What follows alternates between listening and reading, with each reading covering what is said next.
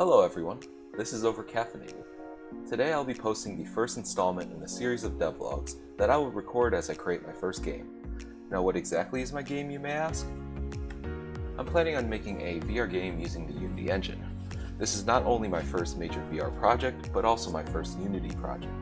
Over the past month, I have been following courses and tutorials in order to get up to speed with VR in the Unity engine, as well as the basic ins and outs of the Unity engine. You may be asking why I want to create specifically a VR game as opposed to a regular game that's made to be played on a flat screen. Truth be told, I've been absolutely blown away by how much more immersive VR experiences are than normal flat screen games, primarily thanks to the way actions and inputs are processed in VR titles. While we still are in the relatively early stages of the VR platform, the average VR gamer typically possessing the headset and two handheld controllers only, going forward, experiences should only get more immersive as new devices for mapping input into a VR application become commercially viable for the average consumer. Who knows how long it will be until a major VR headset manufacturer starts shipping their products with leg tracking and/or full body tracking devices at a reasonable price. As a VR developer, it will be my responsibility to justify why my game is a VR game as opposed to a flat screen game. I can do so by taking full advantage of the methods of input and perception that the VR platform makes available to users. As for who I am, I'm a currently enrolled university student in a related program, so I feel well qualified to tackle the challenge that the development of this game may present. When it comes to the skills I'll need to develop this game, I would rate my programming knowledge as my strongest skill, as I'm well versed in problem solving and feature implementation in object-oriented languages thanks to my university courses. I would rate my musical composition skills as a beginner to intermediate, as I have prior experience composing music. And I would rate my art/asset creation skills at a relatively beginner level.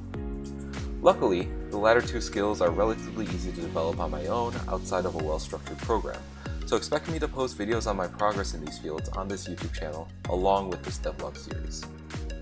I also realize that I will have to do some more research on how to market my game to a potential audience, but that will come when I have a stronger idea of what I want my game to be. Alright, so now that you know a little bit more about me and my motivations behind creating this game, let's get into what I have created for this devlog. As this is a devlog and not a tutorial, I'll be talking about the features I have implemented at a pretty general, non-technical level. If you'd like tutorials, I can point you towards the Unity VR development pathway and the Veilum Tutorials YouTube channel. Both are resources that have helped me to get to this point, but I must warn you that Unity has recently made major changes to their XR input system in the 2019 version, so some tutorials may have outdated information from the old XR input system.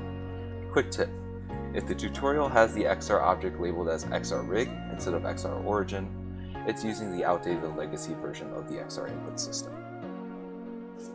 The version of Unity that my project uses is this one right here. And if I go into the editor, you look around, you can see there are some grab interactables and UI examples. I did build this off of the demo scene provided as part of this version of Unity to get people familiar with the new XR. Well, it was provided as a plugin for this version of Unity, so the idea was to get people up to speed with the new input system, and as you can see, it's called demo scene, demo environment. And here's the complete XR origin setup. I actually have it faded out because I ended up re-implementing the XR origin myself, as you can see here, because I wanted to get an idea for how it works, and that doing it myself would help me understand it. So if I enter the scene, see there's two interactables right in front of me. There's this pistol right here, and then there's this shotgun right here. This UI box does not disappear, and it pertains to how to use the pistol, and then this one pertains to the shotgun. This will eventually disappear, but it pertains to how the game is run. I'll get into that, but first, go with the pistol. As you can see, it has a manipulatable slide. So I'm gonna go ahead. This spawns a magazine. You can go ahead and load a mag, chamber around. Even if I drop the mag, it'll still fire around. So if you noticed earlier, there's actually a bit of a recoil impulse as well. And this is done by having a sort of joint attached to the world space position, or I guess real life space position of the controller. And if there is a recoil impulse to be provided, applying a force to the grab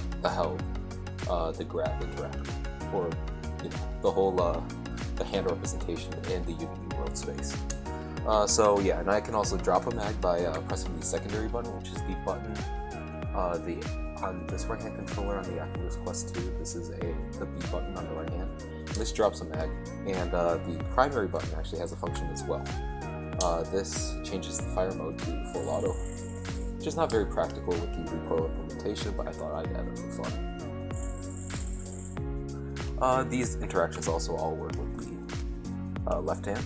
Gotta make sure to hover. It's based off of a hover detection. So if I go ahead and do that, still drop a mag, still change the fire mode. Right, yeah, everything that works with the right hand also works with the left. So moving on to the pump shotgun, as you can see I have a manipulatable pump. The problem before this was that the pump would kind of there's no friction with the body, so if I moved it, the pump would stay in place and it would activate pump back and pump forward based on how I move this interactable. That wasn't very practical, so for now I have the Nerf gun implementation, where if I hold it back and let go, it'll spring back forward, because forward relative to the body is where the pump should be. Or that's how I have it implemented. So if I spawn a shell, I can actually load it here in the feed chamber. I cannot fire around with it loaded because I have to pump. If I pump it back, it's still not going to fire. I have to push it back forward or let it go back forward before I can fire around. As you can see, there's a bit of a larger recoil impulse here. For now, the pump is a single hand grab interactable. There is a way to make it a two-hand manipulatable grab interactable, but the way I have the pump implemented, the grabbing hand can only manipulate the pump along the line and not the entire body. That is something I plan to add in the future. So that's the pump, and I can also, based on the XR socket interactor, I can do this with it. Really quick way to reload. Probably not the most realistic, but practical for the game I have right here. So the game I have is actually a steel target challenge, where in the normal mode, 7 targets will spawn randomly, and their order is random as well. So you don't know which target is going to be highlighted next. You just gotta react and shoot the highlighted target. So if I go ahead and start the mode, I'm going to do the pistol because it's the most straightforward. If I go ahead and start the mode, as you can see, there are 7 targets here. Scoring is based off of the amount of time you let between shooting targets. So if I shoot a target here, that's 0 because I waited way too long, but if I shoot a target with less time, I'll get into that later, it adds more points. You see, that's not a very good score. So there's a max score of 7,000, which is basically only completable by a machine, because that requires no downtime in between shooting targets. So let's try for a better score. And there are ways for the score to be decremented. The first is completely missing. That black barrier there is a miss detector. It just detects collisions with the BBs that these guns are firing, and decrements score based upon that. The other way to decrement score is to shoot the target out of order. So if I go ahead and shoot the wrong target, it quickly decrements the score.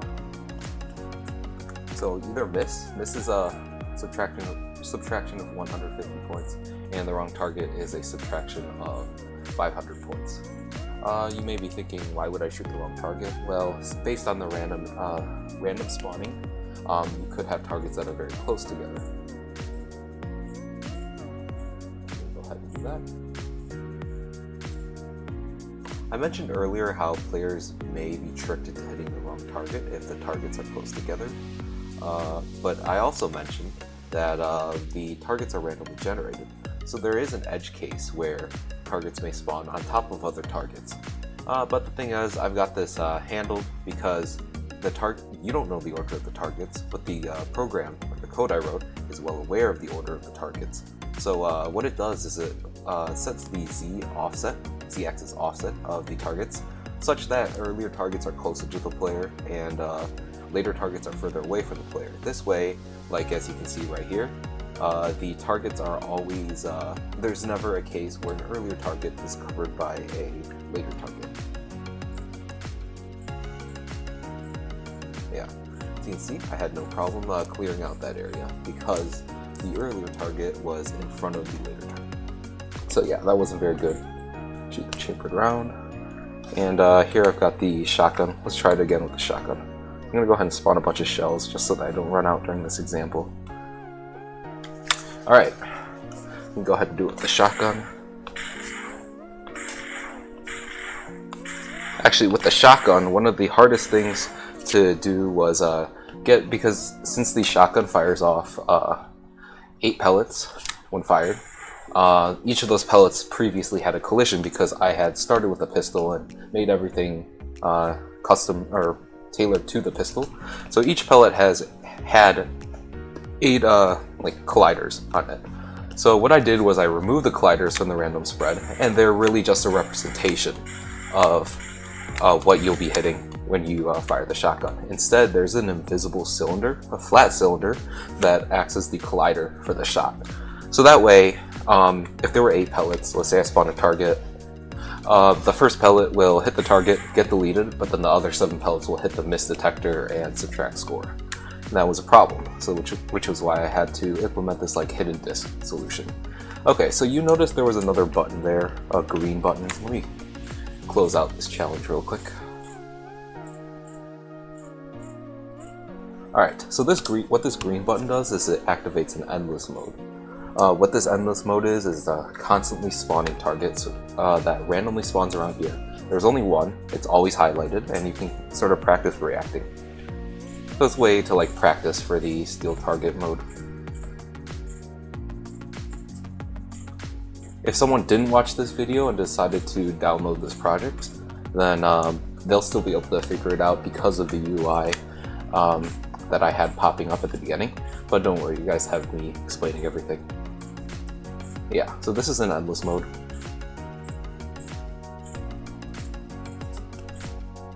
Then when you run out, you can go ahead and kick a mag out, rechamber.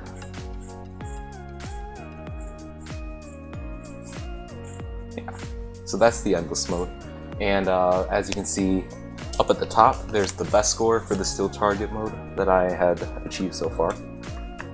That'll update. That starts at 0 when you open the project, and then it'll update as you get higher score on the steal target. And that was updating during the examples.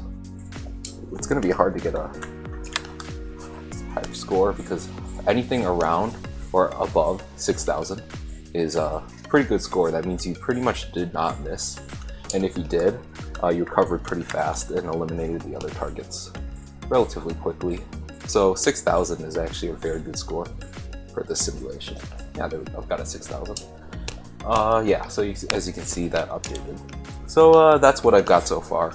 With this is the features that I have implemented for this first devlog. I hope you enjoyed my walkthrough on what I've done so far, and look forward to more in the future.